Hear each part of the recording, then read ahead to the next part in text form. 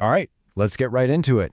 In the tech world, it feels like a new framework pops up every single week. So why are we still talking about Django? A framework that's been around for more than a decade? It's at the center of this huge debate. Is it still a reliable workhorse, or is it kind of becoming a relic of the past?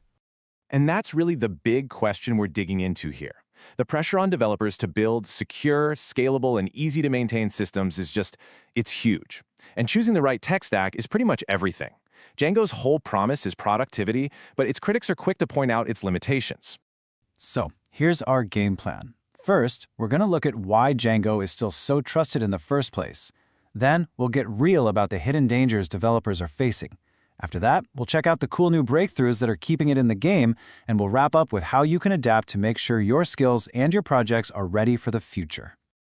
Okay, first things first, let's talk about why so many killer projects still choose Django. It really just boils down to two simple things: stability and pure, unadulterated productivity.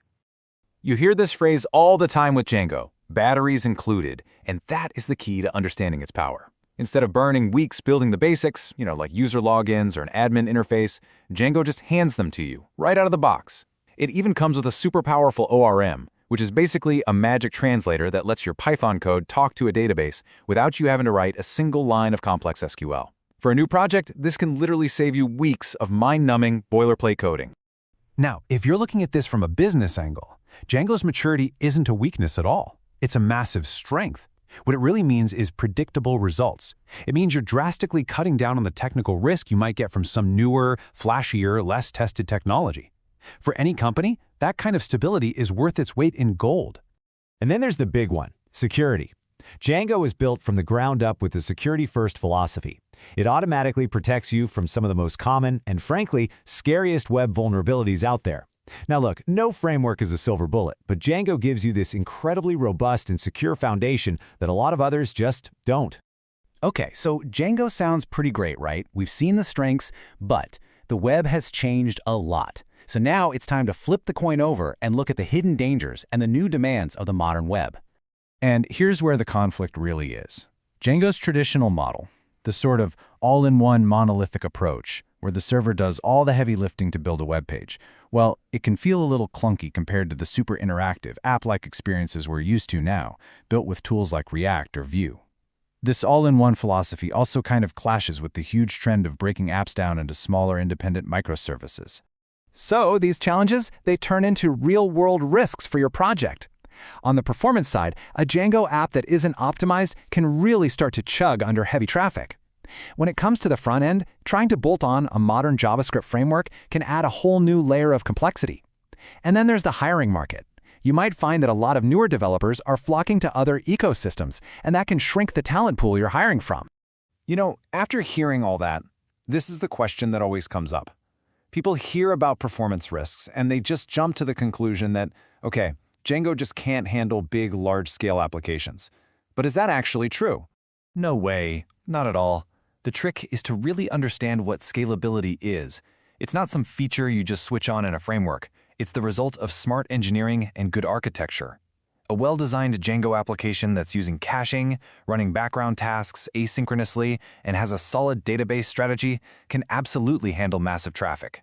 The limitation isn't the framework, it's how you build with it.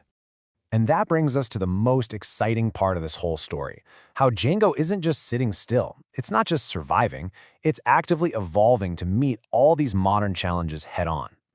The single biggest game changer for Django has been the community fully embracing API-first development. This shift in architecture completely transforms Django from just a framework that serves web pages into a powerhouse, a headless backend engine that can run any application you can think of, a web app, a mobile app, you name it. So what does that modern blueprint actually look like in practice?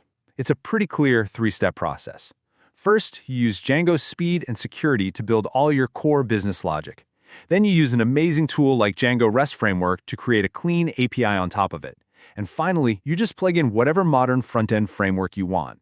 You get the best of both worlds, Django's rock-solid stability on the back and total front-end innovation on the front. And the good news doesn't stop there. Modern tools like Docker make it super easy to deploy and scale Django apps in the cloud. And because it's built on Python, it's a natural fit for all the incredible stuff happening in AI and machine learning.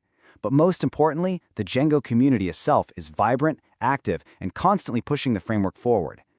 Okay, so we've covered a ton of ground, the good, the bad, and the evolution. Let's wrap this all up with some real, actionable advice on how developers like you can adapt and build for the future. Here's your playbook, your checklist for success. Number 1, think API first. Decouple your front end from your back end. Number 2, don't just build, optimize. Really learn about performance tuning and asynchronous patterns to make your app snappy and responsive. And third, you've got to master the tools of modern deployment, things like containerization and cloud infrastructure. And this is probably the most important mindset shift of all. You don't need to panic and throw out your Django project to start over.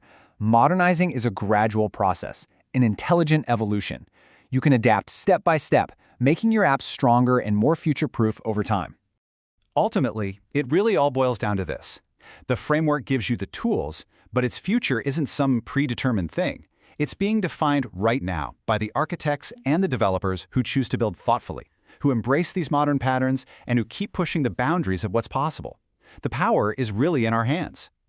So I'll just leave you with this one question to chew on for your own work. When you're thinking about your next project, is Django's rock-solid stability a competitive advantage that lets you build faster and safer? Or is it a limitation that's going to hold you back? The answer, as we've seen, really depends entirely on how you choose to build with it.